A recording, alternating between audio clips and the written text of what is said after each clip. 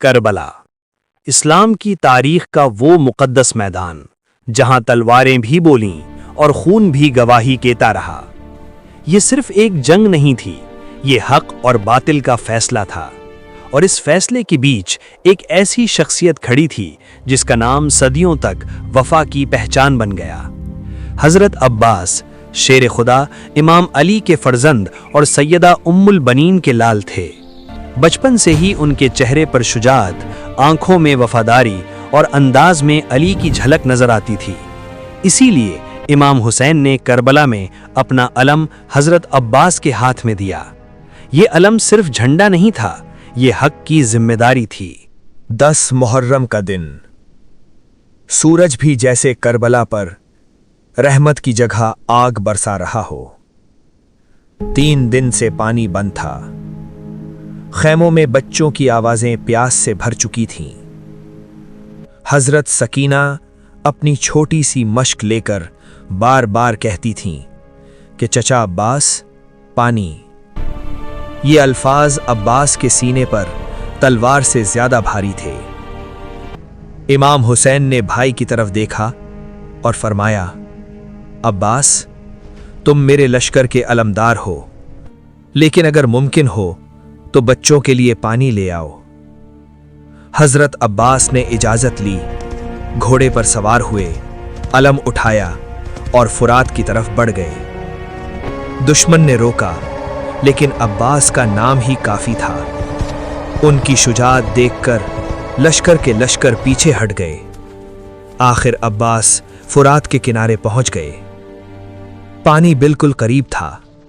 انہوں نے ہاتھ بڑھایا، چلو بھرا، لیکن اچانک امام حسین کا چہرہ آنکھوں کے سامنے آ گیا۔ حضرت سکینہ سلام اللہ علیہا کی پیاسی آواز کانوں میں گونج اٹھی۔ عباس نے پانی واپس فرات میں ڈال دیا اور فرمایا، عباس کیسے پانی پیے گا جب حسین پیاسے ہوں گے؟ یہ تھا وفا کا کمال۔ مشق بھری اور خیموں کی طرف پلٹے، مگر دشمن نے ہر سمت سے حملہ کر دیا۔ ایک وار پڑا، دایاں بازو قلم ہو گیا۔ عباس نے فرمایا، واللہ اگر تم نے میرا دایاں ہاتھ کاٹ دیا تو بھی میں دین حسین کا ساتھ نہیں چھوڑوں گا۔ پھر دوسرا وار، بایاں بازو بھی قلم کر دیا گیا۔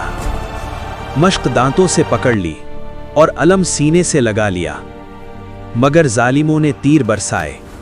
مشق پھٹ گئی اور عباس زمین پر گر پڑے۔ اس وقت بھی ان کا پہلا سوال یہ تھا، یا حسین، کیا بچوں تک پانی پہنچ گیا؟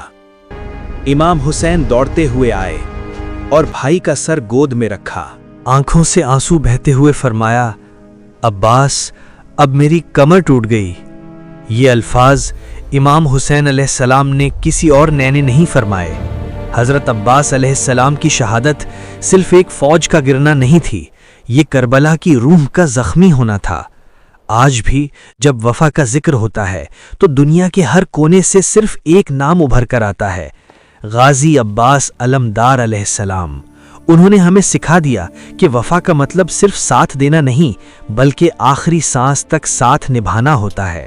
سلام ہو اس بازو پر جو دین کے لیے کٹا، سلام ہو اس علم پر جو گرنے نہیں دیا گیا، سلام ہو عباس پر، کربلا کے علمدار پر، وفا کے شہنشاہ پر۔